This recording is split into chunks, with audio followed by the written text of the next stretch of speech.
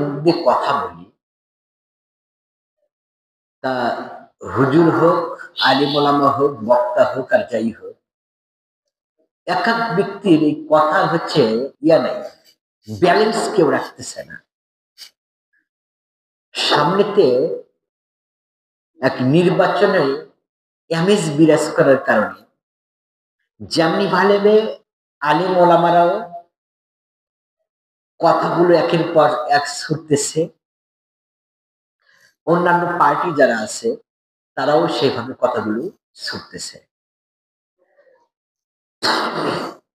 এর কারণে আমরা যারা সাধারণ জেনারেল মানুষ যারা আছি, সাধারণ মানুষ আছি, আমাদের পক্ষে এইটা গ্রহণ করা, খাওয়া এইটা বদহজমের মতো হয়ে যাচ্ছে।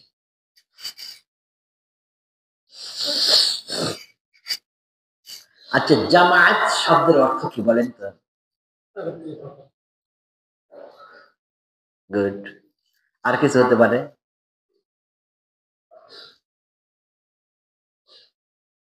আর একত্রিত হওয়ার ইংরেজিটা কি? ইউনিটি, প্রেজেন্ট, উপস্থিত, একত্র হলো।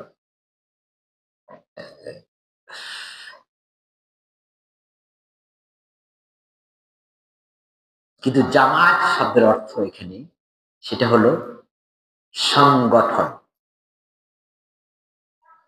যেটাকে ইংরেজিতে বলা হয় পার্টি, দল। মুখ দিয়ে কথা বলি,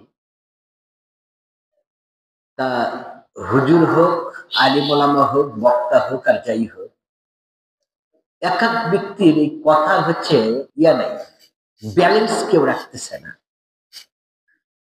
সামনেতে এক নির্বাচনে আমেজ বিরাজ করার কারণে যেমনি ভাবে আলিম ওলামারাও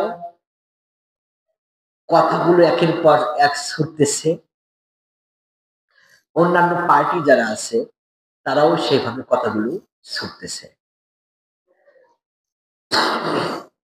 এর কারণে আমরা যারা সাধারণ জেনারেল মানুষ যারা আছি, সাধারণ মানুষ আছি, আমাদের পক্ষে এইটা গ্রহণ করা, খাওয়া এইটা বদহজমের মতো হয়ে যাচ্ছে।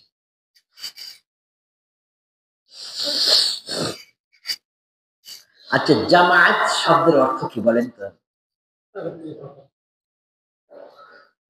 গুড। আর কিছু হতে পারে?